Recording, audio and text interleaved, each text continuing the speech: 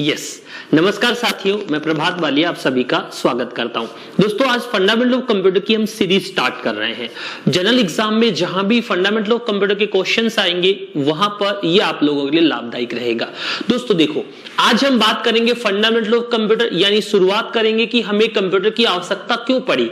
Computer की आवश्यकता हमें इसलिए पड़ गई कि जैसे जैसे हम कहते हैं जितना हम काम करते जाते हैं, जितनी हम कैलकुलेशन करते जाते हैं, जितना हम स्टोरेज करते जाते हैं, वो हमें आगे बढ़ाने की कोशिश करता है। मतलब क्या हुआ, आपकी लालसा अधिक से अधिक पैसा कमाने की, अधिक से अधिक डेटा स्टोर करने की, अधिक से अधिक टेक्नोलॉजी विकसित करने की होती है। जो बंदा पहले साइकिल पे चलता था वो मोटरसाइकिल के बारे में सोचने लग गया, जो मोटरसाइकिल पे चलता था वो कार के बारे में, और जो कार पे चलता था वो उससे भी बड़ी गाड़ी एक्सयूवी के बारे में सोचने लग गया, और जो एक्सयूवी में घूम रहा था वो और बड़े घर, फिर प्लेन, ऐसी कुछ बातें करने लग गया। तो कहने का मतलब हुआ कि आवश्यकता आविष्कार की जननी होती है।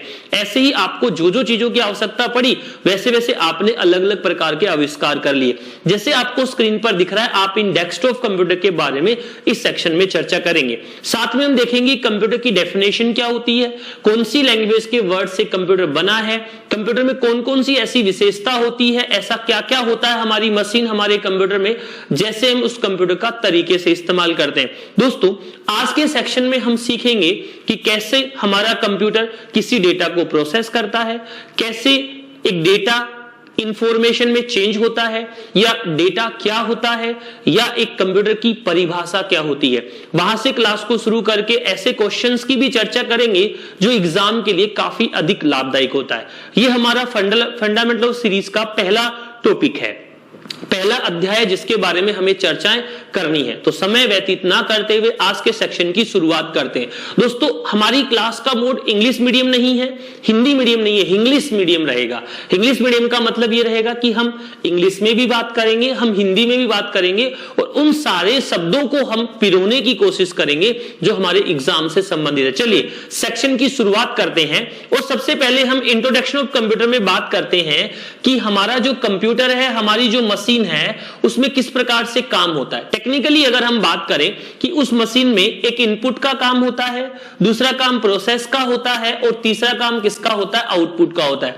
दोस्तों हम जब भी कंप्यूटर में कुछ इनपुट करते हैं वो डेटा होता है, फिर मेमोरी के पास जाकर, ये स्टोरेज वर्ड मेमोरी के लिए यूज किया गया है, मेमोरी में जाकर सीपीयू के साथ प्रोसेस करता है और आगे हमें इंफॉर्मेशन के रूप में क्या दे देता है, आउटपुट दे देता है। ये हमारा जो डेटा होता है, वे ऑफ जो कंप्यूटर इंफॉर्मेशन का रहता है, सबसे पहले इनपुट, उसके बाद प्रोसेसिंग पे चला जाएगा डेटा वहां से, और हमें किसमें मिल जाएगा, आउटपुट के रूप में वो डेटा मिल जाएगा। चलिए कोई बात नहीं, थोड़ा सा और हम आगे बात करते हैं। एक और डिवाइस का यहां पर जिक्र किया गया है कि ये जो चित्र दिख रहा है वो क्या है। यानी जब परिचय हम करेंगे कंप्यूटर का तो हमें ये भी देखना है कि ये जो चित्र बना हुआ है ये किस चीज का बना हुआ है, ये क्यों हमने सबसे पहले ही यूज कर लिया, क्या है ये, अबेकस है दोस्तों, जो गणना करने का एक यंत्र है। चलिए कोई बात नहीं, क्लास की शुरुआत करते हैं थोड़ा सा पढ़ाई से, पढ़ने से। क्या है देखो एक बार स्क्रीन पर देखो, जनरल बात हम सीखेंगे, जो कंप्यूटर होता है वो एक मशीन होता है। क्या होता है, एक मशीन होता है। जनरली एक मशीन केवल 3 ही काम कर सकती है। जैसे आपने अभी थोड़ी देर पहले उधर देखा कि इस कंप्यूटर में एक काम हम किसका करते हैं प्यारे विद्यार्थियों, एक काम हम इनपुट का करते हैं। यानी मशीन में क्या होता है, सबसे पहले इनपुट होता है, इनपुट के बाद डायरेक्ट आउटपुट नहीं मिलता, इनपुट के बाद दूसरा काम जो हो जाता है, दूसरा काम जो हमें मिलता है वो किसका होता है, वो होता है प्रोसेस का। किसका होता है, प्रोसेस का। और तीसरा काम जो हमें आगे मिलता है उसे हम कहते हैं आउटपुट। इनपुट के बाद दूसरा काम किसका होता है, प्रोसेस का होता है, और तीसरा काम किसका होता है, आउटपुट का होता है। यानी अगर डेफिनेशन के साथ हम चले तो कंप्यूटर एक ऐसी मशीन होती है जिसमें क्या किया जाता है, इनपुट किया जाता है, फिर क्या होता है, प्रोसेस, और फिर क्या मिलता है, आउटपुट। यहां से आपको समझना है कि कंप्यूटर में जो भी चीज इनपुट होती है दैट इज डेटा।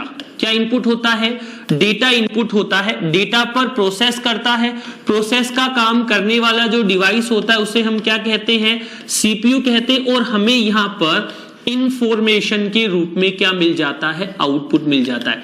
टेक्निकली एक मशीन ऐसे काम करती है। अब आप ये कहेंगे सर आपने तो डायरेक्ट ही ये बता दिया कि कंप्यूटर में इनपुट होता है डेटा। अब डेटा क्या होता है, कंप्यूटर में प्रोसेस करता है सीपीयू। सीपीयू क्या होता है, सीपीयू मतलब हम कहते हैं दोस्तों सेंट्रल अगला वर्ड कौन सा जोड़ देते हैं, प्रोसेसिंग, और अगला वर्ड कौन सा जोड़ देते हैं, यूनिट। सीपीयू का फुल फॉर्म होता है सेंट्रल प्रोसेसिंग यूनिट। इनपुट करने का काम कौन करता है, तो आप कहेंगे सर इनपुट करने का जो काम करता है या करती है उसे हम कहते हैं यूजर।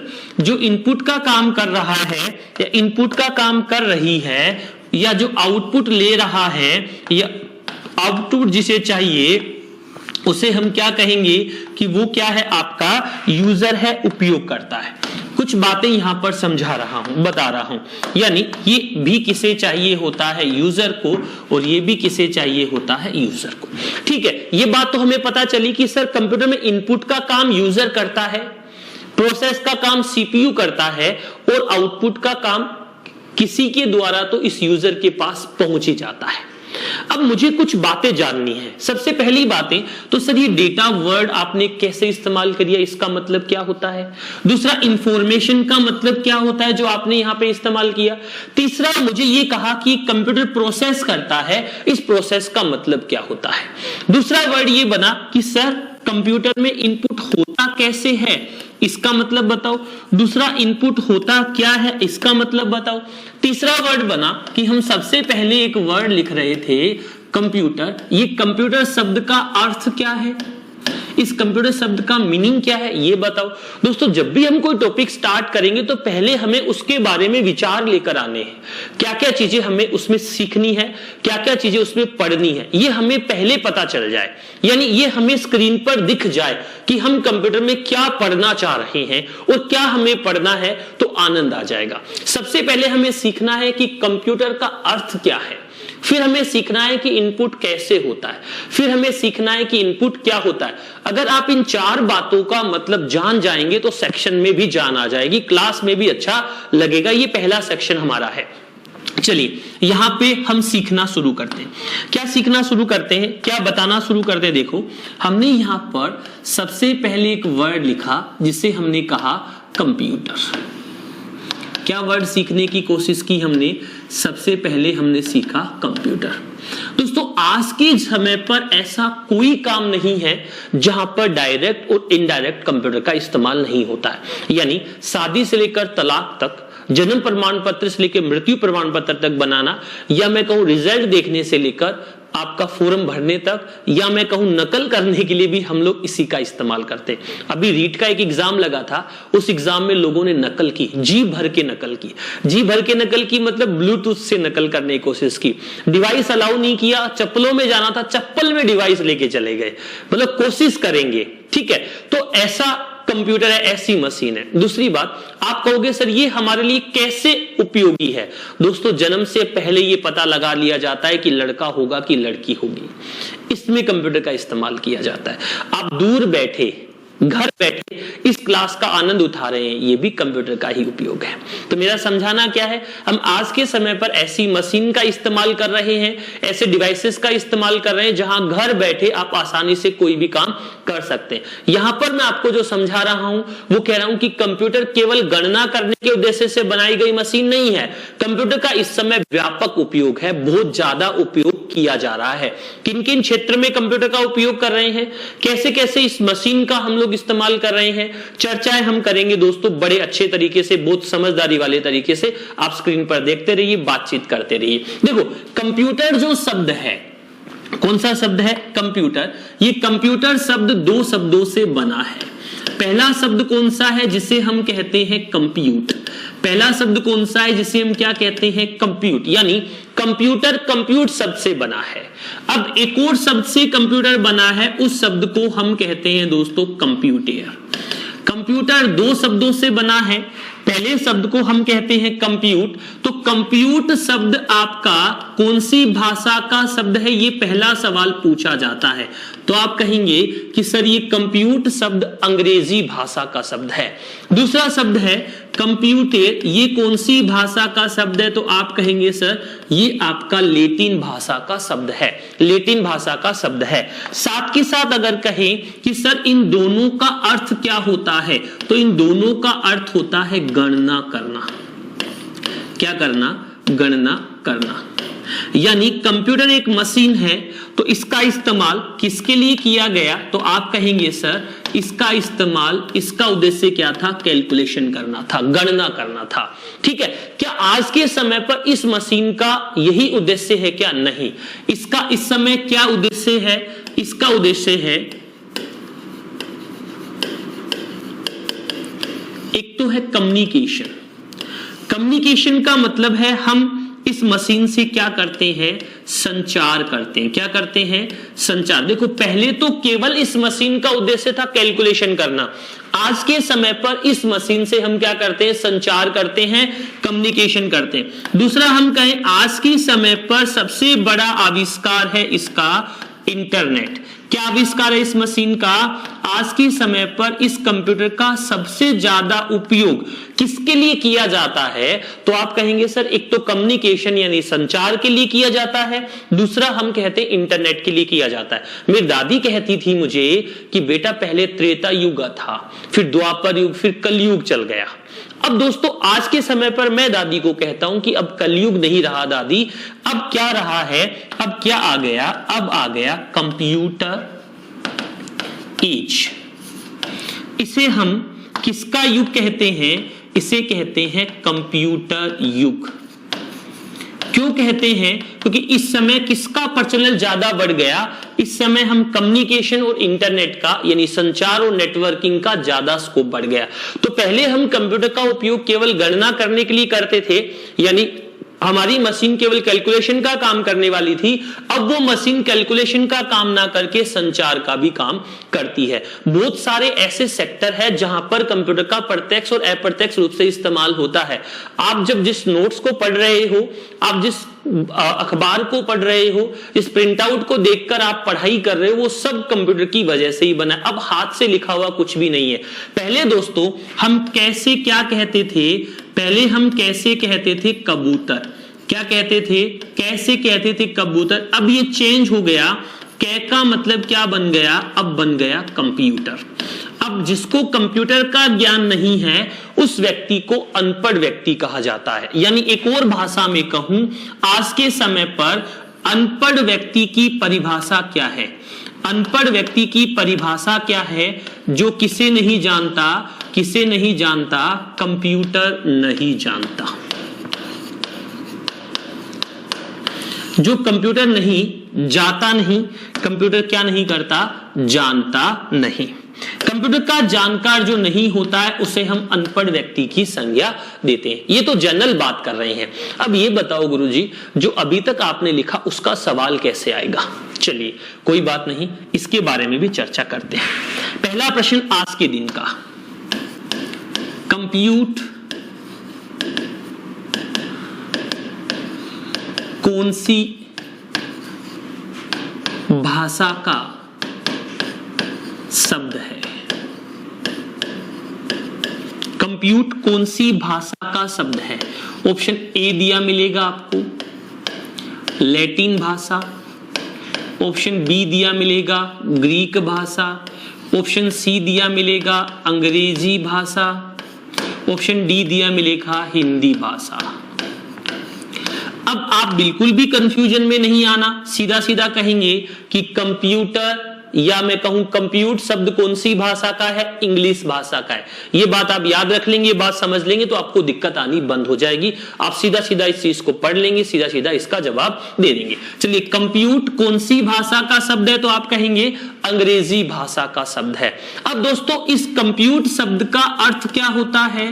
गणना करना। क्या होता है? गणना करना। अब मैं बता रहा हूं कि प्रथम गणना करने का यंत्र, पहला गणना करने का यंत्र कौन सा है? आप कहेंगे सर कि गणना करने का सबसे पहला जो यंत्र है उसे हम किस नाम से जानते हैं? उसे कहते हैं हम लोग, उसका नाम होता है दोस्तों, उसे कहा जाता है अबेकस। अब आप कहेंगे कि गणना करने का सबसे पहला यंत्र कौन सा है? तो आप सीधा सीधा बताएंगे अबेकस दुनिया का सबसे पहला गणना करने का यंत्र है। तो अबेकस प्रथम गणक। कहां पर इसका इस्तेमाल किया गया? सबसे पहले तो आप कहेंगे कि चीन के लोगों ने इसका उपयोग शुरू किया। कुछ जगह दिया होता है कि मेसोपोटामिया में भी इसका यूज किया गया, लेकिन वास्तव में चीन के लोगों ने समझा कि अबेकस कैलकुलेशन का काम करता है। चीन की दुकानों में, चीन के ऑफिस में आज भी गणना करने के लिए इस अबेकस का इस्तेमाल किया जाता है। पर मेरी दादी ऐसे कही कि अबेकस नहीं दुनिया का सबसे पहला गणना करने का यंत्र। कौन सा है? एक प्रैक्टिकल बात करके बताता हूं। चलिए बताइए, 3 + 2 कितने होते हैं? तो आप कहेंगे सर 5। अरे कैसे जोड़े? कि सर हमें तो सीधा ही पता है। लेकिन अगर जो छोटे बच्चे स्कूल में जाते हैं वो कैसे जोड़ते हैं? 1 2 3 1 2 ऐसे लाइन खींच के जोड़ते हैं।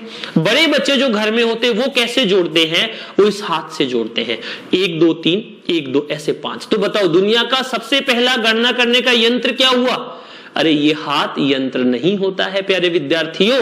कहने और बताने का मतलब क्या है कि दुनिया का सबसे पहले गणना करने का यंत्र तो ये अबेकस ही है, लेकिन इस अबेकस का आविष्कार भी इस हाथ के आधार पर हुआ है, इस हाथ को देखकर हुआ है। ठीक है, तो प्रथम गणना करने का यंत्र अबेकस है। दोस्तों अबेकस को जापान में, कहां की बात कर रहा हूं?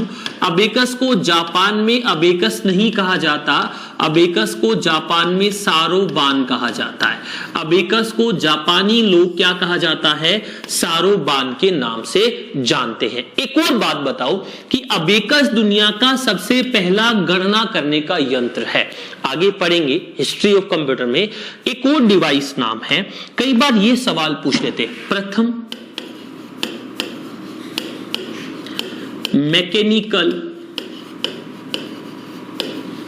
गणक, गणना करने का सबसे पहला यंत्र कौन सा है? कौन सा? मैकेनिकल। तो आप कहेंगे सर मैकेनिकल पास्क लाइन नहीं था, यानी किसी चीज से, यंत्र से चलने वाला नहीं था। ये तो सिंपल दिख रहा है।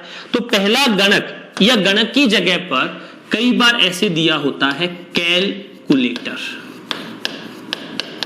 इसकी जगह दूसरा वर्ड देते हैं, क्या कहते हैं?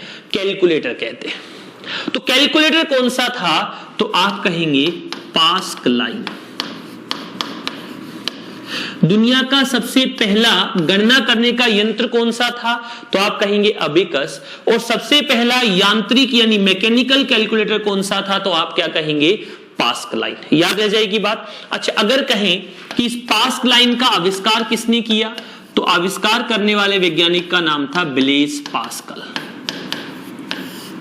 कब की बात है? लगभग 1642 में इस यंत्र का आविष्कार हुआ। क्या था पास्क लाइन, कैसे काम करता था, सेक्शन वाइज सेक्शन पढ़ेंगे। लेकिन यहां हम केवल इतनी सी बात समझते हैं। तो गणना करने का पहला यंत्र कौन सा था? अबेकस था। और इसका सबसे पहले जो उपयोग किया गया था वो कहां पर किया गया था? चीन में किया गया था। ठीक है मेरी बात। चलिए इसके बाद हमने यहां पे लिखा प्रथम मैकेनिकल गणक पास्क लाइन था।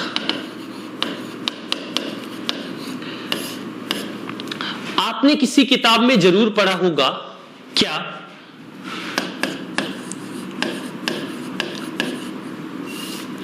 फादर ऑफ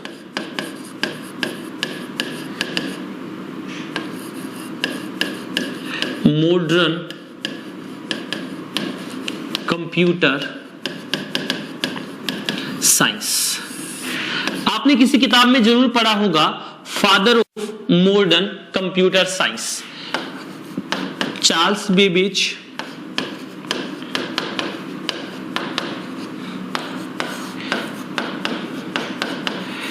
एलन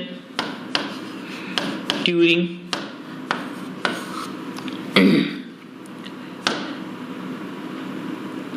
और वॉन न्यूमैन,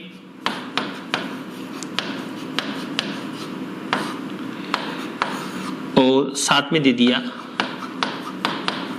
सेमूर क्रे। इसमें से जो हमारा मॉडर्न कंप्यूटर है उसका फादर किसे कहा जाता है? प्रश्न ये दिख रहा है। नहीं, इसके आगे एक वर्ड जुड़ा हुआ है जिसे हम कहते हैं कंप्यूटर विज्ञान। यानी क्या कह रहा है ये? आधुनिक कंप्यूटर विज्ञान जनक। हमें इतनी देर क्या पूछा था? कंप्यूटर का जनक। अब क्या कह रहे हैं? आधुनिक कंप्यूटर विज्ञान का जनक। पढ़ने में क्या आया था? ये वर्ड हमने यहां से उड़ा दिया, तो इस सवाल का जवाब हम ढूंढते हैं, चलते हैं आगे। हम बात करेंगे कि आधुनिक कंप्यूटर विज्ञान का जनक किसे कहा जाता है। थोड़ा सा यहां पर देखो, मैंने यहां पर एक व्यक्ति का नाम लिखा है और एक यहां पर एनालिटिकल इंजन का डायग्राम बनाया है। तो दो तीन चीजें यहां पे लिखूंगा जिससे आपको बात समझ आएगी। सबसे पहला, आधुनिक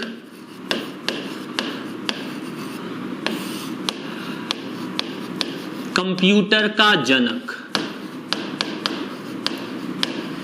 फादर ऑफ मॉडर्न कंप्यूटर किसे कहा जाता है? तो आप सीधा सीधा कहेंगे कहा जाता है चार्ल्स बेबेज को। अब आप ये बताओ कि चार्ल्स बेबेज ने ऐसा क्या किया था जिसकी वजह से उसे फादर ऑफ मॉडर्न कंप्यूटर कहा जाता है? तो चार्ल्स बेबेज ने एक इंजन बनाया था जिसे हम कहते हैं एनालिटिकल इंजन। इस मशीन की वजह से ही चार्ल्स बेबेज को आधुनिक कंप्यूटर का जनक कहा जाता है। और जो एनालिटिकल इंजन है, क्या है? एनालिटिकल इंजन है, इसे आधुनिक कंप्यूटर का पूर्वज कहा जाता है। जैसे हम लोग बंदर से बने थे, वैसे ही आज का जो कंप्यूटर है, आज की जो मशीन है, वो किससे बनी है? इस एनालिटिकल इंजन से बनी है। इस एनालिटिकल इंजन के बिना आज की मशीन की कल्पना करना ना के बराबर था। ठीक है मेरी बात? तो देखो, आधुनिक कंप्यूटर का जनक कौन है? Charles Babbage. याद रखना, अगर ये कहता आधुनिक कंप्यूटर विज्ञान का जनक, तो कंप्यूटर साइंस का जनक चार्ल्स बेबेज नहीं है। उस सवाल का जवाब क्या होता हमारे पास? Alan Turing. एलन ट्यूरिंग को आधुनिक कंप्यूटर विज्ञान का जनक कहा जाता है। बहुत सारा काम इन्होंने कंप्यूटर साइंस के डेवलपमेंट में किया।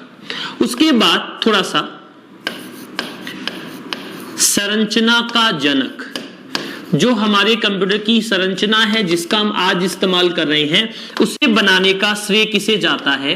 तो आप कहेंगे सर उसे बनाने का श्रेय जाता है वॉन न्यूमैन को। अब आप ये कहेंगे सर कि आपने बता दिया कंप्यूटर का पिता बता दिया, और अब कंप्यूटर की माता बताओ। तो टेक्निकली तो वो माता नहीं है, लेकिन एडा अगस्टा, एडा अगस्टा ने क्या किया था? 01 को पहली बार हमारे कंप्यूटर या मशीन में लिखा।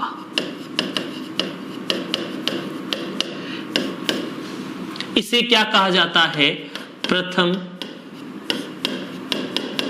प्रोग्रामर कहा जाता है।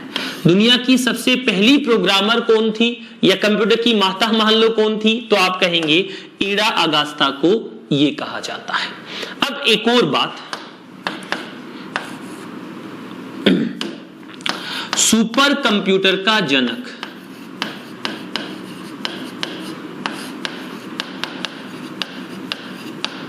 सुपर कंप्यूटर का जनक किसे कहा जाता है? तो कहा जाता है सेमूर क्रे को।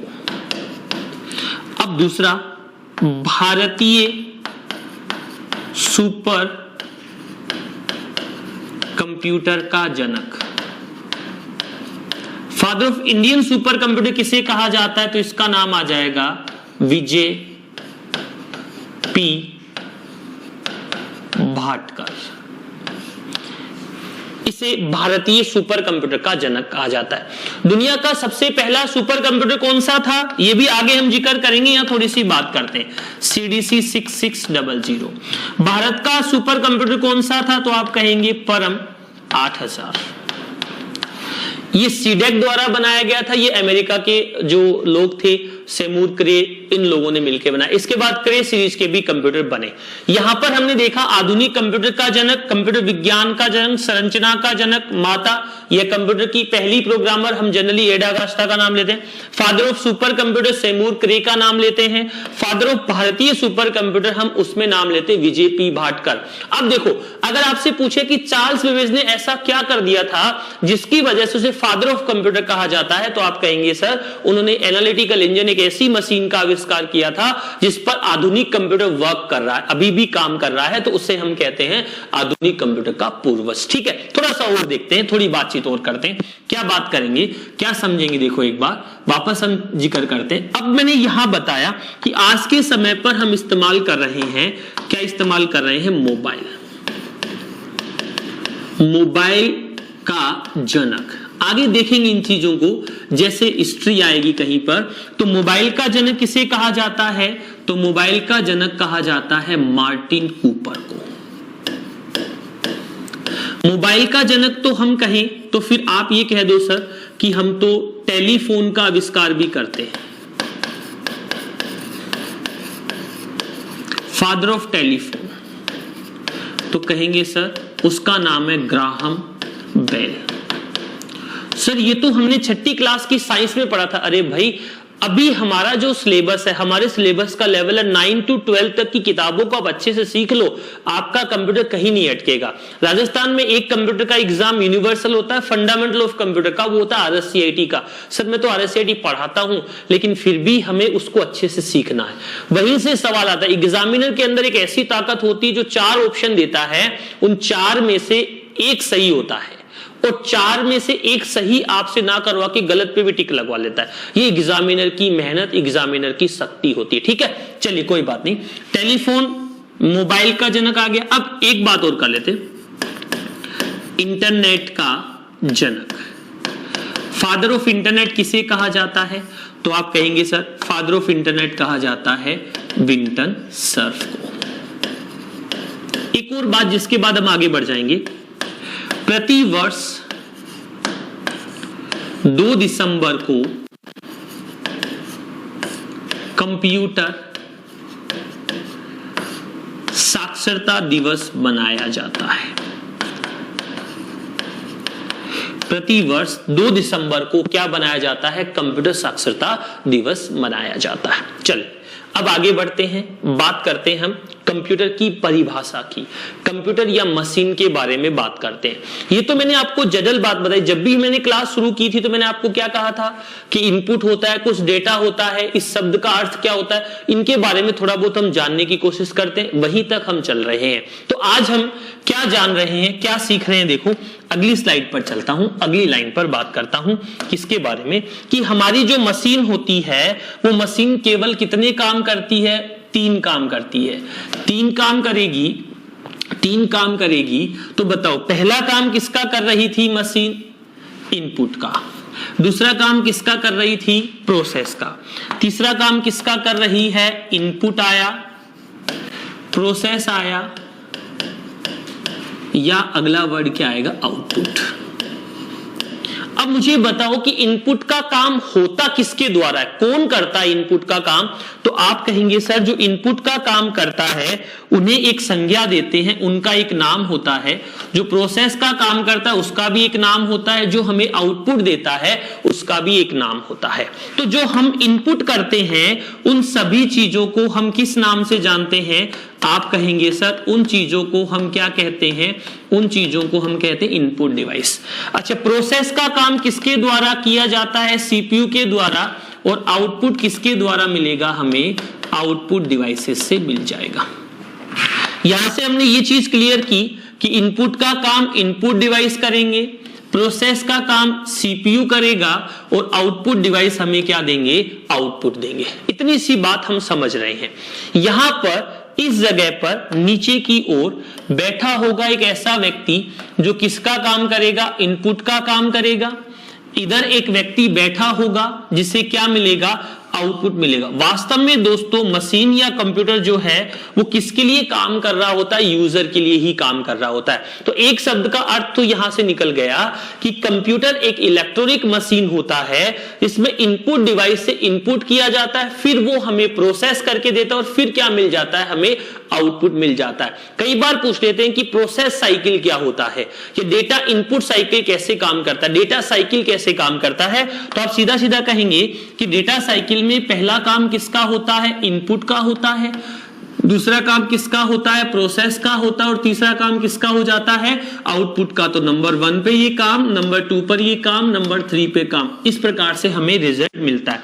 अब मुझे ये पता चला कि कंप्यूटर में इनपुट डिवाइस से इनपुट क्या होगा, तो आप कहेंगे सर डेटा होगा।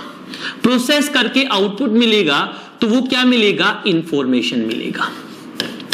अब मुझे ये जानना है सर कि डेटा क्या होता है, मुझे ये जानना है सर कि प्रोसेस कौन करता है। तो प्रोसेस सीपीयू करता है। सीपीयू का मतलब क्या हुआ, सेंट्रल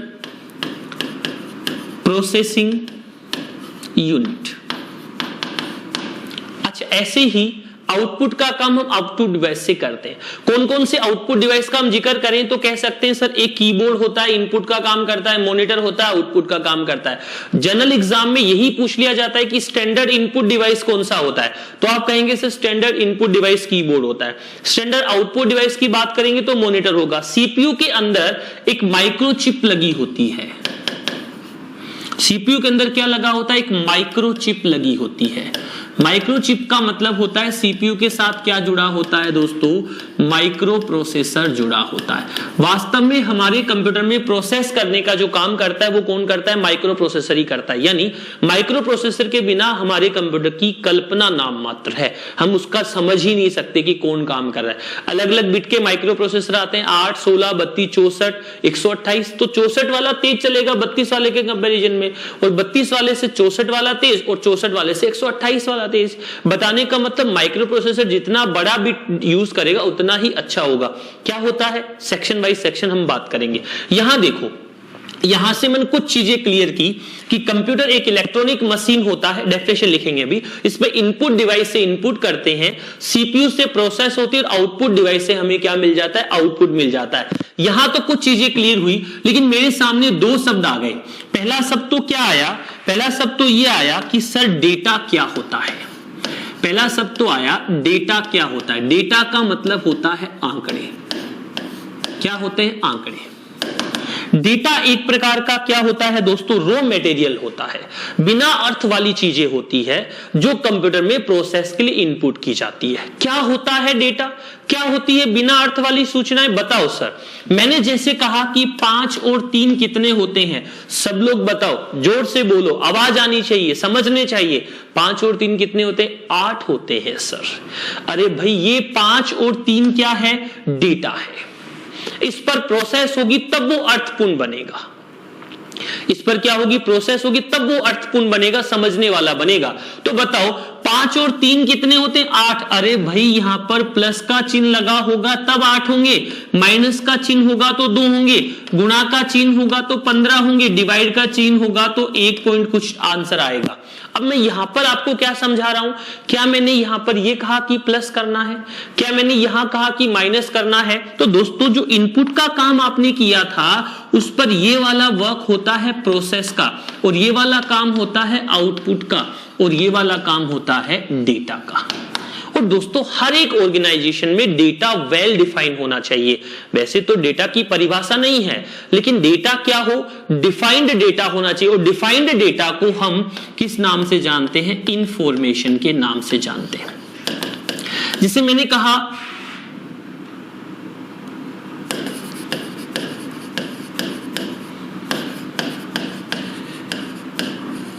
ये, मैं ऊपर वाला वर्ड यूज नहीं कर रहा, वो तो मैंने इसे लिखने के लिए यूज किया। ये क्या है, अब ये समझ ही नहीं आ रहा सर। अरे ये डेटा है लेकिन ऑर्गेनाइज नहीं है। देखो RAMES उल्टा लिख दिया मैंने। तो डेटा को हम अच्छे तरीके से ऑर्गेनाइज करेंगे। अब मैं यहां पर क्या कह सकता हूं कि डेटा की डेफिनेशन क्या होती है, तो डेटा क्या होता है, रॉ मटेरियल होता है जिस पर कंप्यूटर प्रोसेस करता है,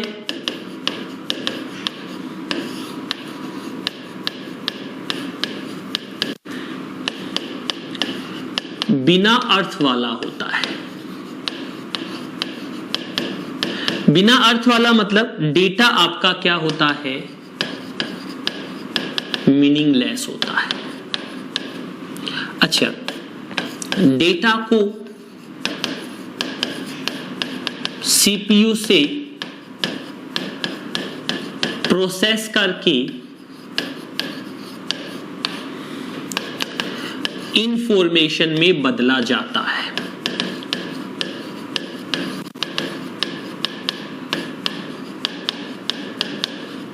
यानी वास्तव में डेटा जो होता है वो मीनिंगलेस है, जिस पर सीपीयू प्रोसेस करेगा और उसे इंफॉर्मेशन में बदल देगा। सर डेटा का उदाहरण तो बताओ, क्या क्या डेटा हो सकता है?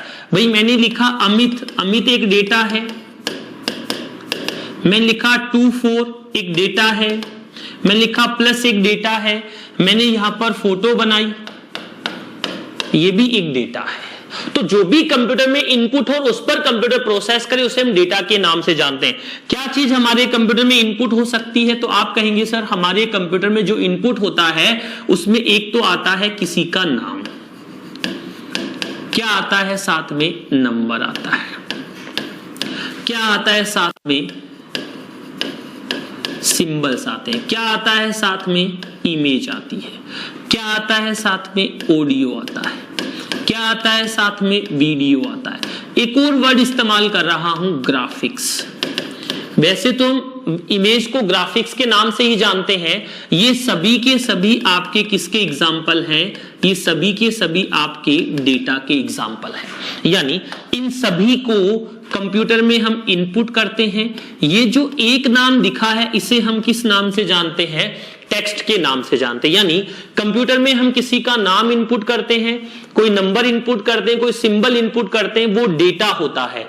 और इन तीनों का एक ही कंबाइन नाम होता है, उसे हम क्या कह सकते हैं? टेक्स्ट कह सकते हैं। ठीक है मेरी बात? इमेज भी एक प्रकार का क्या होता है? डेटा होता है। अब आपने कहा कि सर डेटा तो रॉ मटेरियल होता है, फिर डेटा पर क्या होगी फर्दर?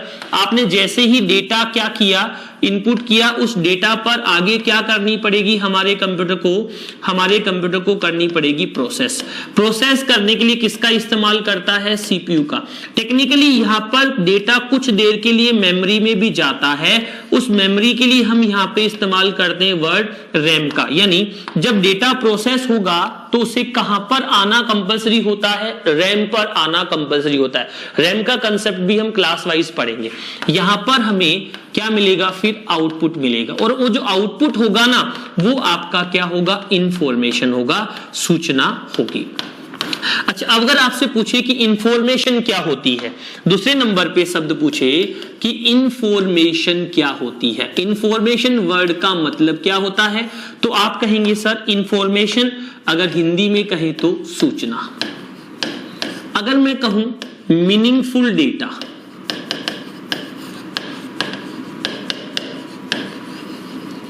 या मैं कहूं प्रोसेस किया गया डेटा, या कहूं सेट ऑफ डेटा, डेटा का समूह। सेट ऑफ डेटा कहूं या डेटा का समूह कहूं तो क्या होता है? इंफॉर्मेशन होता है।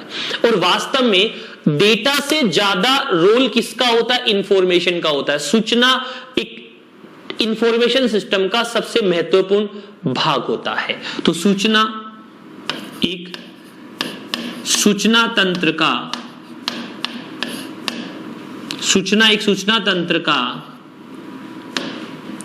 मतलब नेटवर्क का महत्वपूर्ण भाग होता है। बिना डेटा, बिना सूचना के इस नेटवर्क का, इस सिस्टम का कोई रोल नहीं होता है। जैसे मैंने यहां पर इनपुट किया 2 + 6 8, ये आपका एक प्रकार का इंफॉर्मेशन है या एक प्रकार का क्या है? रिजल्ट है। जैसे मैंने कहा एक व्यक्ति है जिसका नाम क्या है? अमित है, रहने वाला कहां का है? कोटा का, 29 ईयर ओल्ड है, नंबर है 9694948282। तो अगर मैं कहूं अमित इंडिविजुअल एक डेटा है, फिर कोटा एक डेटा है, ये सभी चीजें मिलकर इस अमित के बारे में हमें क्या दे रही है? इंफॉर्मेशन दे रही है, सूचना दे रही है, जानकारी दे रही है, इस पर हम फर्दर काम में ले सकते हैं। दूसरी बात, जब भी हम कोई डेटा लेते हैं तो डेटा के साथ 2-3 चीजें जुड़ जाती है।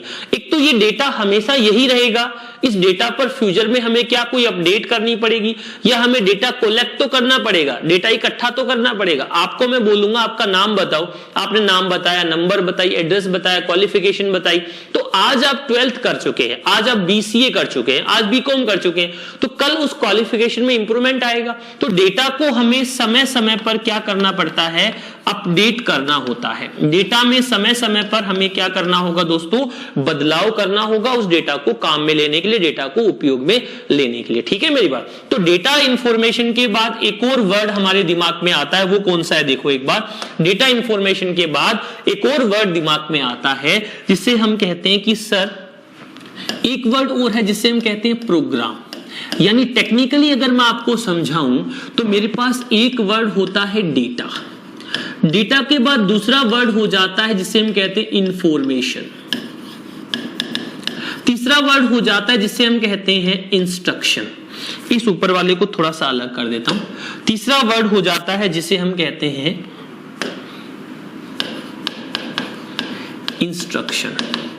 चौथा वर्ड हो जाता है इसी का प्रोग्राम, और पांचवा वर्ड हो जाता है इसी में सॉफ्टवेयर। टेक्निकली जो एग्जाम होता है उसमें ऐसे पूछा जाता है सॉफ्टवेयर किसे कहते हैं, ऐसे पूछा जाता है कि अर्थपूर्ण डेटा क्या होता है। ये उल्टा प्रश्न आता है, वो सीधा आता है। तो प्रोग्राम क्या होता है, सेट ऑफ इंस्ट्रक्शन। मैं आपको इतने दिन तो कह रहा था कि सेट ऑफ इंस्ट्रक्शन प्रोग्राम होता है, एक सिंगल इंस्ट्रक्शन भी प्रोग्राम हो सकता है क्या, यस हो सकता है। आपको मैं एक और परिभाषा बताऊं तो कह सकते हो सेट ऑफ कमांड्स। हम जो भी हमारी मशीन को कमांड्स देते हैं उनका सेट भी क्या कहलाता है दोस्तों, उनका सेट भी आपका प्रोग्राम कहलाता है। क्या कहलाता है, जो भी हम हमारे कंप्यूटर को कमांड देते हैं उनके सेट को भी हम किस नाम से जानते हैं, प्रोग्राम के नाम से जानते हैं। ठीक है मेरी बात, यहां तक कोई दिक्कत नहीं है। थोड़ा और सीखते हैं। अगला वर्ड हमने लिखा कि सॉफ्टवेयर क्या होता है। वैसे तो बहुत डिटेल से पढ़ेंगे सॉफ्टवेयर वाले टॉपिक को, लेकिन यहां पर मैं एक जनरल सा वर्ड यूज कर रहा हूं, जनरल सा शब्द इस्तेमाल कर रहा हूं कि सेट ऑफ प्रोग्राम्स। फिलहाल के लिए इतना जान लो कि प्रोग्रामों का समूह क्या कहलाता है, सॉफ्टवेयर कहलाता है। अगर हम कंप्यूटर में एक डेटा इनपुट करें, डेटा को इंफॉर्मेशन में बदले, फिर कोई इंस्ट्रक्शन दे, फिर उस प्रोग्राम को सेट करें, लास्ट में एक सॉफ्टवेयर बना सकते हैं। तो हमारे कंप्यूटर के सबसे इंपॉर्टेंट भाग डेटा से शुरू होकर हम लास्ट में कहां तक जा सकते हैं, सॉफ्टवेयर तक जा सकते हैं, लास्ट में हम उसका सॉफ्टवेयर बना सकते हैं। एक और बार बार मैं शब्द इस्तेमाल कर रहा हूं यूजर। यूजर का मतलब क्या होता है, उपयोगकर्ता। यूजर का मतलब क्या होता है, उपयोगकर्ता। क्या होता है उपयोगकर्ता का मतलब, ऐसा व्यक्ति जो कंप्यूटर का उपयोग कर रहा है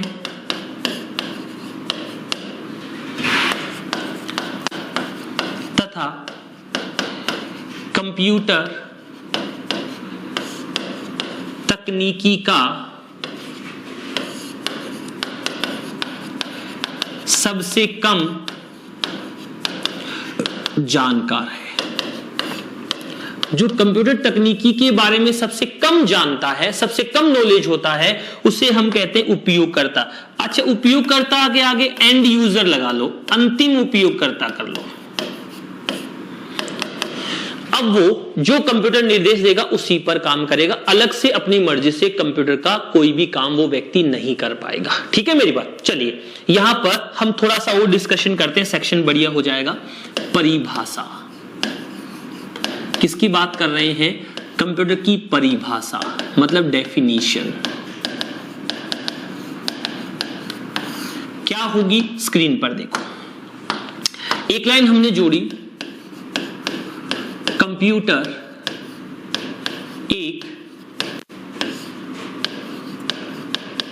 इलेक्ट्रॉनिक मशीन होता है। कंप्यूटर एक इलेक्ट्रॉनिक मशीन होता है। कंप्यूटर कौन सी मशीन होती है, तो आप क्या कहेंगे, कंप्यूटर एक इलेक्ट्रॉनिक मशीन होता है। ये लाइन तो हमें जोड़नी है। इंग्लिश में क्या कहेंगे, computer is an electronic machine जिसमें इनपुट डिवाइस से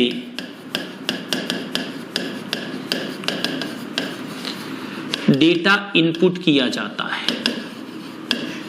इनपुट डिवाइस से डेटा क्या किया जाता है? इनपुट किया जाता है। सीपीयू से प्रोसेस की जाती है। सीपीयू से क्या की जाती है? प्रोसेस। और आउटपुट डिवाइस से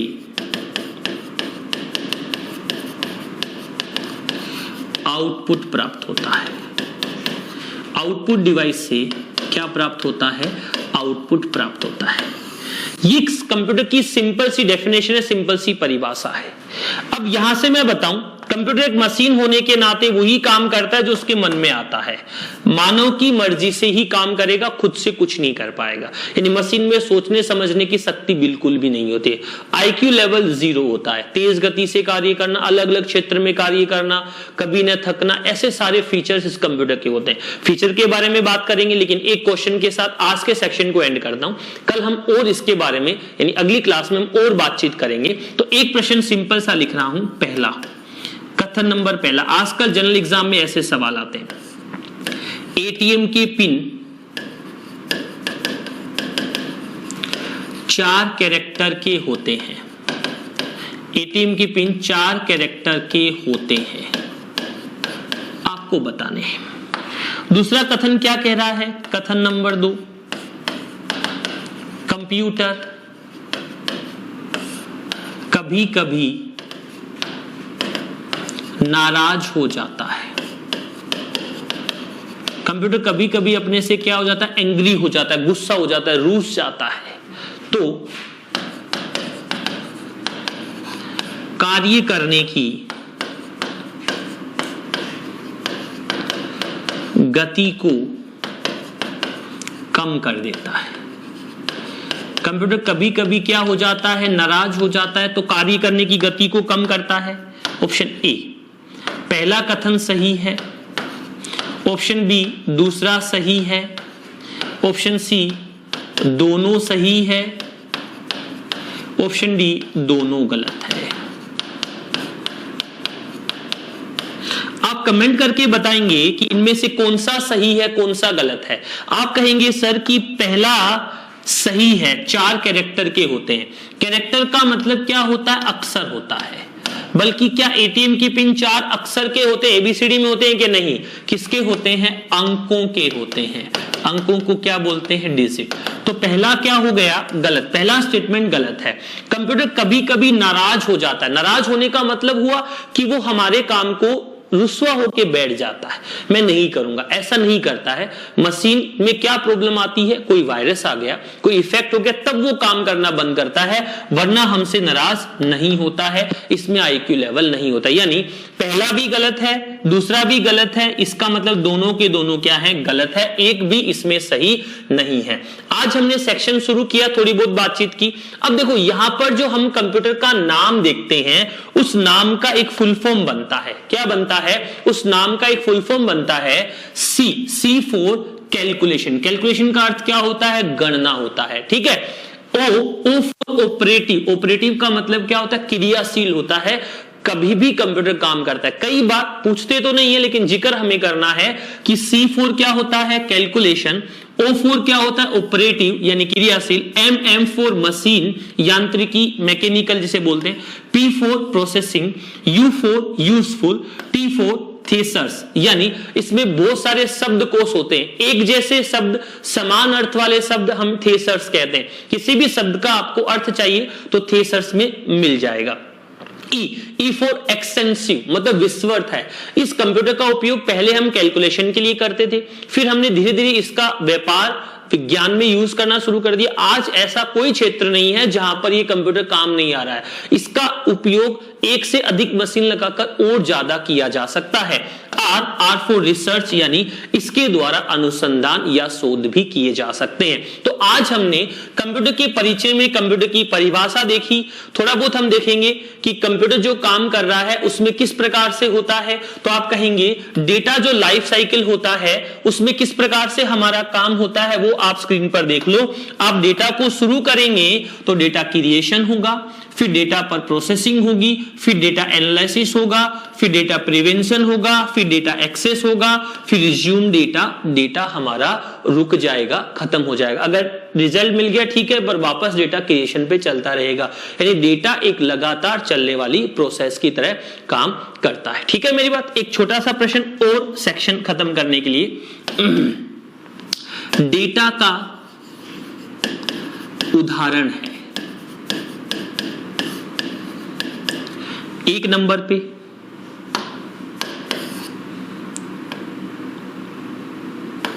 अल्फाबेट, 2 नंबर पे नंबर्स, 3 नंबर पे सिंबल्स और 4 नंबर पे ऑल ऑफ दीस। अब बोलो, बताओ क्या उदाहरण है डेटा का? सभी का सभी डेटा का उदाहरण है। अगर कहता कि मीनिंगफुल डेटा का उदाहरण है, तो मीनिंगफुल डेटा एक प्रकार का क्या होता दोस्तों? इंफॉर्मेशन होता। इंफॉर्मेशन हमें कब मिलती? जब डेटा पर पूर्णतः क्या हो जाता? प्रोसेस हो जाता। और प्रोसेस किसकी सहायता से किया जाता है? सीपीयू की सहायता से किया जाता है। आगे हम और डिटेल से डिस्कशन करेंगे। आज के इस पहले सेक्शन में दोस्तों इतना ही। आप सभी लोगों का धन्यवाद। Thank you.